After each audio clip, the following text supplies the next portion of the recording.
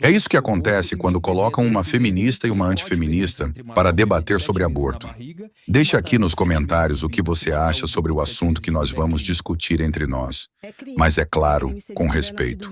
Não se esqueça de se inscrever e agora fique com o vídeo. A mulher, ela ser autônoma, ela ter direito sobre seu próprio corpo. Eu sei que as mulheres de direita não querem que as mulheres tenham direito à autonomia.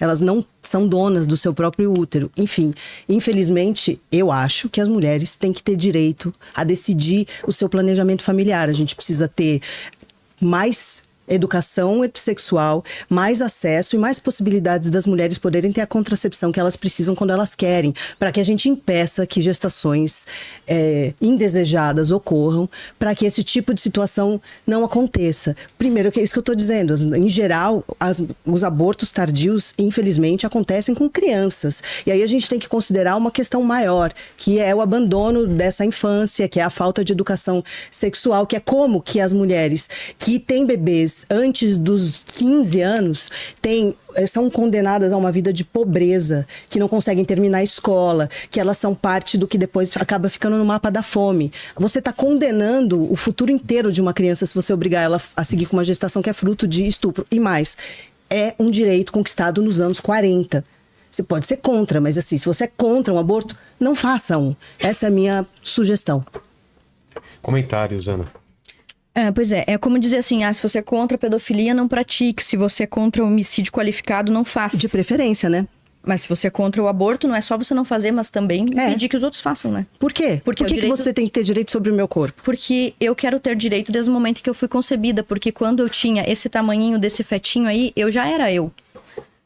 E assim, por mais que eu discorde de você, Raquel, eu creio que você foi sustentada até o 9º mês para que pudesse nascer, como você diz, nascido vivo. Se o bebê que está na barriga da mãe não estivesse vivo, ele não precisava ser morto por métodos mecânicos ou farmacêuticos. Aquilo que está dentro da mulher, que você chama de aquilo, que eu já vi num vídeo você falando assim. Chamo aquilo mesmo.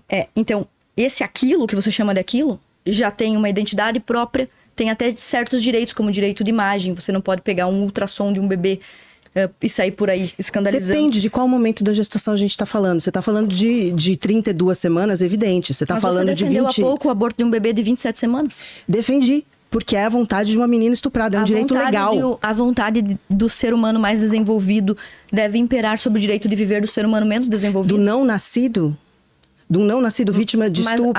Mas peraí, o que tem de diferença entre essas pessoas aqui vítimas de estupro, nascidas de um estupro? Elas nasceram. Sim, mas elas só nasceram porque ninguém mecanicamente impediu. Não sei se contra ou com a vontade das pessoas que estavam sendo submetidas a isso. Então a gente para de pensar sobre o sofrimento da pessoa que passou pela violência sexual. São mulheres que são estupradas. Eu não entendo. Você vai pensar em quem? Só no resultado do que aconteceu. Quer dizer, me parece que a vida da mulher não interessa. A vida da pessoa que é chamada de hospedeira ou incubadora não importa. Seja ela criança ou adulta. Para os conservadores. Meu tempo, né? Sim, você tem mais tempo. Não, tudo bem, não tem problema. Pois bem, vamos lá. Metade das crianças abortadas são mulheres. O que define quem você vai ser, se você vai ser Raquel e se eu vou ser Ana, acontece no primeiro dia da concepção. Nós poderíamos discutir, como a própria igreja já discutiu, se até a 12ª semana o bebê é consciente ou não, etc. Mas você defende o aborto não durante as 12 primeiras semanas, não por causa do estupro. Tem que ser claro aqui que ela defende o aborto até o 9º mês de gestação. Não. Um dia antes de você nascer. Não. Então, qual que é o prazo? Eu não disse isso. Qual é o prazo para abortar uma criança? Depende. Depende do que? Da vontade? A gente tem que fazer uma conversa sobre quando você pode dizer que há uma sustentabilidade para aquela vida. O feto é viável a partir da 22ª semana. Pode ser, tem países... Você é a favor que ele seja assassinado mesmo assim, porque o bebezinho que nasceu no Brasil... Eu sou a favor do direito da mulher ter escolha sobre seu corpo e autonomia sobre seu corpo. Mas o bebê não é o corpo da mulher. Se não fosse, ele podia ser tirado fora e sobreviver. Ele podia sobreviver fora se ele fosse autônomo. Ele pode sobreviver a partir da 22ª semana e você continua defendendo. Enfim, olha, eu acho que a mulher tem que ter direito de escolha. E os direitos que já estão na lei... Mas o que é esse direito de escolha? Escolher o que ela vai escolher? Escolher planejamento familiar. Escolher matar um bebê de 27 semanas, de 28 não ir adiante com uma gestação. Por que você não pode falar o que você defende? Eu falo eu tô falando que eu defendo. Eu falo, você defende que um bebê vivo aconteça o que com ele? Eu defendo que a mulher tenha direito de interromper uma gestação. E o que acontece com o bebê que está vivo? É uma coisa que tem que ser conversada. Porque você pode dizer 8 semanas, 12 semanas. Você me disse que eu acho ideal. Que o bebê de 27 7 semanas, 7 meses No tinha que ser caso de morto. uma criança estuprada, eu defendo. O filho seja pague pela pena do pai. Então, no você caso de uma criança estuprada que não deseja seguir adiante ou que não tem saúde para seguir adiante com uma gestação, eu defendo. Porque a gente tem países como até outro dia o Chile, onde mesmo se a mulher tivesse em risco de morte, o bebê ainda assim ganhava direito sobre o corpo da pessoa que está do lado de fora. Quer dizer, você deixa de ter nenhum direito, mesmo à sua própria sobrevivência. Então, depende de um tipo de conversa franca, que não seja para tentar levar as coisas para uma dramática, para um lado, ou a gente tem que olhar para os dois e tentar a melhor solução. Isso deveria ser feito sem a gente estar falando de religião. A gente devia estar falando... que eu falei de religião. Não, eu estou dizendo, a gente não deveria estar falando sobre crenças que não sejam as médicas e as jurídicas, que são os direitos. Mas eu tô falando de coisas... Bom, pois bem, você falou sobre dramatizar a questão, mas com todo respeito, é você que é atriz, não sou eu. Eu sou, mas eu não ando com um fetinho pra mostrar pros outros o formato. Do feto? Você não gosta dele? É uma tentativa, eu achei ele muito fofo, mas isso é uma tentativa de tentar dizer, olha, esse é uma pessoa, tá, você cria esse? Tudo bem, você eu achei bom isso que você falou. Eu achei muito bom isso que você falou. Você falou que o bebê tem que ser estuprado, tem que ser morto porque ele é fruto de um estupro. Esse cara aqui foi que estuprou a mãe da Tasnim. Você é a favor que ele morra também, já que ele estuprou a mãe da Tasnim? Essa moça... Não, eu não sou a favor da pena de morte. Mas para o bebê, sim. Para um feto não nascido, indesejado, que é um direito de uma mulher ou de uma criança estuprada no Brasil, eu sou a favor que ela tenha direito de escolher. Um feto não nascido, veja bem, uma pessoa ela é feita de fases, um ser humano tem fases. Quando ela fala a palavra... Deixa eu terminar, por favor. Eu não falei nada. Quando a Raquel fala feto, ela está querendo dizer que uma determinada fase do desenvolvimento humano desumaniza uma pessoa. Mas veja, quais são as fases do desenvolvimento humano? Você que está me ouvindo. Um embrião, nós temos o zigoto, nós temos o embrião, nós temos o feto, depois nós temos a criança, adolescente, o idoso. O zigoto vai direto para a criança. Não, são várias fases. Não, eu não falei que o zigoto, eu falei feto é a última etapa, depois vira... feto, aí bebê, aí depois você tem o bebê, uma criança, se tudo for der certo e continuar e for desejar... Se você me deixar terminar, eu vou ficar tão feliz. Vamos lá, tem 48 segundos. Mas então, todas as fases do desenvolvimento humano, ele continua sendo uma vida humana. Então, quando você diz assim, não é um idoso, é um idoso, não é um ser humano. Você está errado, porque o feto ainda é uma vida humana.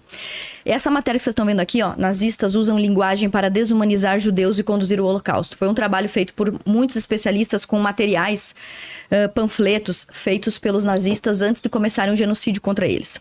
É comum que autoritários e totalitários, antes de promoverem a morte de alguém, eliminarem a vida de alguém, desumanizem ou despessoalizem a pessoa. Isso era feito durante a escravidão, quando diziam que um negro não era tão pessoa assim quanto um branco valia metade. Isso já foi feito com a mulher também, quando se dizia que o testemunho da mulher valia metade do testemunho do homem. E quando você diz que uma vida humana, ainda que tenha um DNA identificado, ainda que seja um indivíduo único, uma vida humana, um bebê de 8 meses, que pode ser retirado numa cesariana e colocado numa UTI neonatal para sobreviver, ele já tem a sua identidade. Dizer que esse bebê não é uma vida humana, ou que é aquilo, ou que não merece consideração, é nada mais do que isso aqui. Desumanizar a futura vítima. Segunda pergunta, aliás, a primeira pergunta do chat para Ana agora. E comentários da parece Raquel. que tudo era pra mim e pra ti ao mesmo tempo, né? Vamos lá, o Rafael Pimenta, ele fala assim: Ana, por que o feminismo se apresenta como libertador, mas exige adesão ideológica irrestrita, ao ponto de hostilizar mulheres que escolhem um caminho diferente ditados pelos movimentos? Exemplo, o seu caminho. Pois bem, aconteceu isso comigo, mas eu não vou ficar falando de mim, porque eu vou ser muito autorreferente, vai ser uma evidência anedótica. Mas vamos ao caso recente, por exemplo, da Fernanda Torres, todo mundo viu, ela é de esquerda, ela é feminista e ela é filha de uma feminista. Recentemente, em 2016, a Fernanda Torres escreveu uma matéria num canal chamado Agora Que São Elas e publicou a opinião dela que as mulheres tinham que se posicionar com mais força, as mulheres tinham que ser menos vitimistas, as mulheres tinham que ser mais corajosas, enfim. E ao se posicionar dessa maneira, uma outra feminista, a Stephanie, publicou uma matéria dizendo assim: eu não perdoo Fernanda Torres. E nessa matéria, ela pediu desculpas, ela exige que Fernanda Torres peça desculpa por ter dado sua opinião e diz: quem a Fernanda Torres pensa que é para poder dar a sua visão sobre o feminismo, sendo branca, mulher e rica? Então, isso que foi feito com a Fernanda Torres também foi feito, por exemplo, com a autora do livro do Harry Potter, que agora me fugiu o nome, acho que é Rowling. Ela se pronunciou contra os esportes que misturem mulheres biológicas com mulheres trans, contra homens biológicos competirem contra mulheres trans. Também foi achincalhada pelo movimento feminista, entrou até na lista de inimigos da igualdade, transfóbicos, etc, etc. Você citou o meu caso, mas ele é só um, existem inúmeros, de mulheres que, por não se posicionarem em favor do feminismo, não devem ter voz, não tem lugar de fala, ou como muitas devem, eu não tô acompanhando o chat, mas como muitas devem estar me xingando aí.